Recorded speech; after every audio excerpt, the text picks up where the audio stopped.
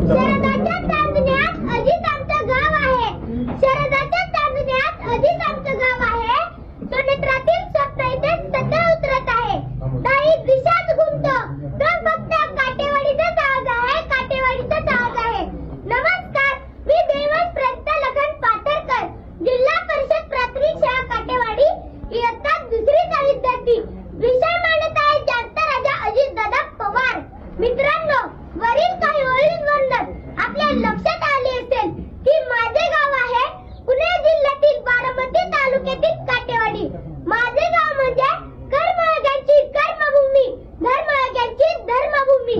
अशा या कर्मयोगी धर्मयोगी भूमीमध्ये अनेक नवरत्ने जन्माला आली आणि यापैकी बाबांना कशी सोने म्हणजे आमचे लाडके अजितदादा पवार साहेब.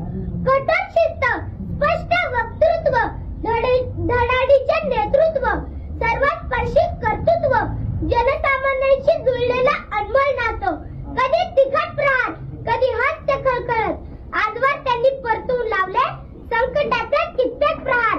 आव्हानांना पूर्ण उतरतात लढवय अजित पवार. अशा राजकारणातील दादा व्यक्तिमत्वाला विनम्रते अभिवादन करून मी माझ्या विषयाची सुरुवात करतो. आणि त्यांच्या राजकारणात दिलेला शब्द पूर्ण करण्यासाठी प्रसंगी नुकसान सहन करतील, टीका आणि टोकाचा विरोध सहन करतील, पण दिलेला शब्द पाळणारच. असे नेते बोटावर मोजणे इतकेच आहेत. बोले तैसा चाले त्याची वंदाळी पावले. या उक्तीप्रमाणे महाराष्ट्र राज्याचे दिवंगत उपमुख्यमंत्री नामदार श्री अजितदादा पवार साहेब यांचे नाव आवर्जून घ्यावे लागेल. प्रशासनावर मजबूत पकड, पक्ष संघटनेवर मजबूत पकड, दिलेला शब्द पाळणारे, पाहतो, करतो, बघू अशा शब्दांना ज्यांच्या शब्दसंग्रहात स्थान नाही.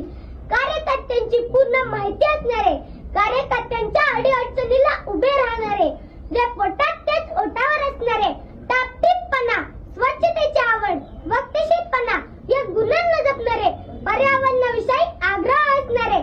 महाराष्ट्राच्या राजकारणातील एकमेव उदाहरण म्हणजे श्री अजितदादा पवार. दादांकडून आलेली काम प्रशासनाच्या पातळीवर गतीने पुढे सरकायची.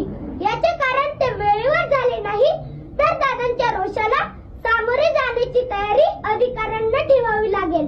दादांचा आग्रह जनहिताच्या कामासाठी असायचा, त्यामुळे दादांकडून आलेली कामे वेगाने मार्गी लावली जायची.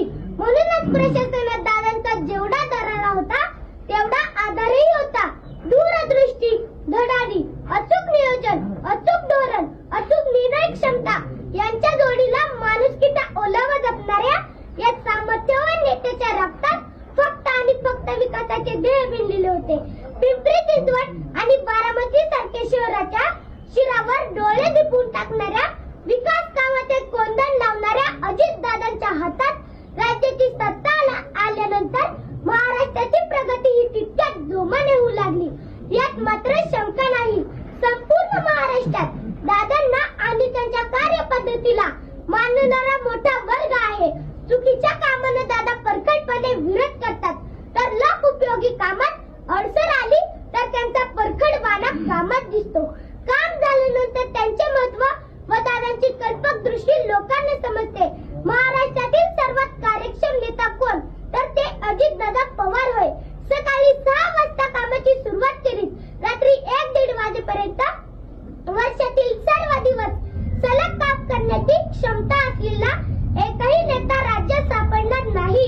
प्रचंड प्रवास, दिवसभरात हजारो लोकांना भेटणे, अधिकाऱ्यांच्या सलग बैठका घेणे अशी सगळी कामे दादा तितक्याच कार्यक्षमतेने करत होते. म्हणूनच मी म्हणेन, अशा अनेक गुणांनी संपन्न असलेले माझे दादा एक अद्भुत रसायन होते. अजितदादा हे दूरदर्शी, वास्तूक विशारद होते.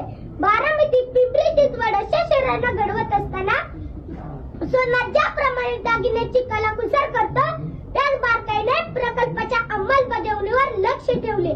या प्रकल्पाच्या भव्यतेमुळे ही शहरे आज महाराष्ट्रात एक नवीन ओळख निर्माण करीत आहे. अचूकता, कलाकुसर आणि गुणवत्ता यांचा मेळ साधत दादाने एखाद्या वास्तूक विशारद प्रमाणे ही शहरे घडवली आहेत. ज्ञानपीठ पुरस्कार प्राप्त श्रेष्ठ कवी विंदा करंदीकर यांची प्रसिद्ध कविता मला आठवते. जनतेच्या हृदयामध्ये अन्यायाची कळ आहे, जनतेच्या बहुमध्यात सागराचे आहे. जनतेच्या हृदयामध्ये अन्यायाची कळ आणि जनतेच्या भाऊमध्ये सागराचे बळ ज्याला ओळखता येते तोच लोकप्रमुख राज्यकर्ता होऊ शकतो. राज्यकर्त्याचे हे गुण लक्षण ज्याला यथार्थपणे लागू पडले असे राजकारणातील एक नाव म्हणजे श्री अजितदादा पवार. महाराष्ट्राचे माजी मुख्यमंत्री वसंतदादा नाईक यांच्यानंतर महाराष्ट्राच्या राजकारणात दादा म्हणून मिरवण्याचा मान मिळाला तो फक्त अजितदादांनाच. आपला स्पष्ट वक्तव्यपणा आणि सडेतोड वक्तृत्वाने महाराष्ट्राला हलविणारे दादा हे माझ्यासाठी आणि उभ्या महाराष्ट्रासाठी कायमच आदराचे स्थान असतील. आम्ही त्यांच्याकडे आदर्श म्हणून पाहतो.